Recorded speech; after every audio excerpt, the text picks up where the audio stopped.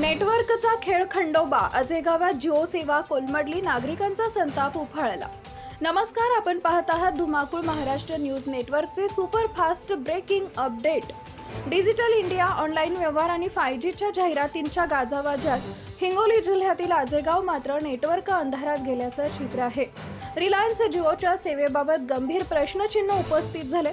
महिन्याला सुमारे 350 रुपये भरूनही दिवसातून तब्बल 4 ते 8 तास नेटवर्क पूर्णपणे गायब राहत असल्याचा आरोप ग्रामस्थांनी केलाय।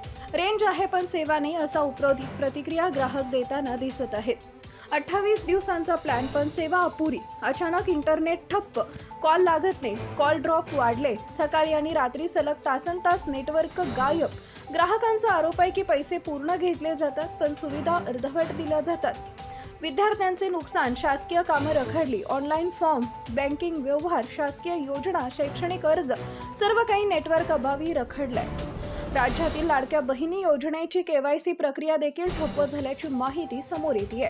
विद्यार्थ्यांना परीक्षेचे अर्ज भरताना अडथळे तर शेतकरी व व्यावसायिकांना आर्थिक तोटा सहन करावा लागत असल्याची तक्रार आहे।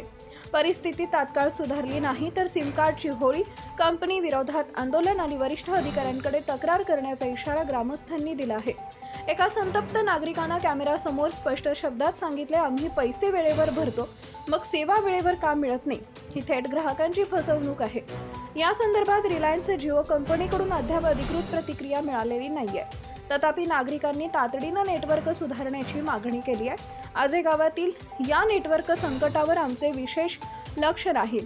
पुढील प्रत्येक अपडेट सर्वप्रथम पहा। नमस्कार, मी आजेगाव येथील रहिवासी असून माझे नाव रवींद्र किसनराव वाघ आहे आणि मी राहणार आजेगाव तालुका सेनगाव जिल्हा हिंगोली। माझी अडचण एकच आहे की सततच्या मी जिओचा एक कस्टमर आहे आणि आमच्या गावामध्ये सततची जिओची रेंज म्हणजे नेटवर्क नसल्यामुळे आम्हाला अनेक अडचणींचा सामना करावा लागतो।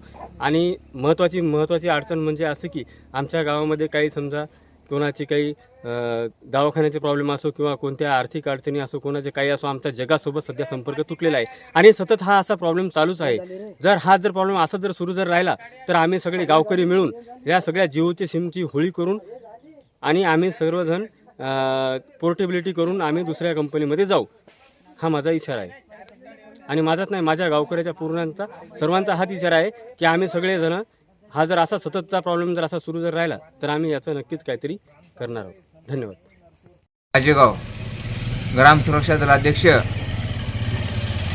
मी आजेगावचा आहे आणि आमचे जे जिओ टावर आहे ते जिओ टावर नसल्यामुळं आमचे सगळे गावकरी परेशान येतं आणि एक विनंती आहे की ते टावर यावं, नाहीतर आम्ही आजचा दिवस द्यायचा आणि उद्याचा दिवस मग आमच्या गावकऱ्याचा राहील। ते टावर काय करायचं ते आमच्या मनावर राहील काय तर।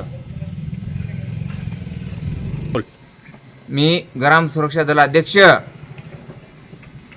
आणि तथा माजी सरपंच आणि माझे ग्राम सुरक्षा दलाचे सदस्य 11 आणि मी एक अध्यक्ष, आमच्या सगळ्या सदस्याच्या हिशोबानं आणि गावकऱ्याच्या हिशोबानं आम्हाला त्या टावर खाली काय करायचं?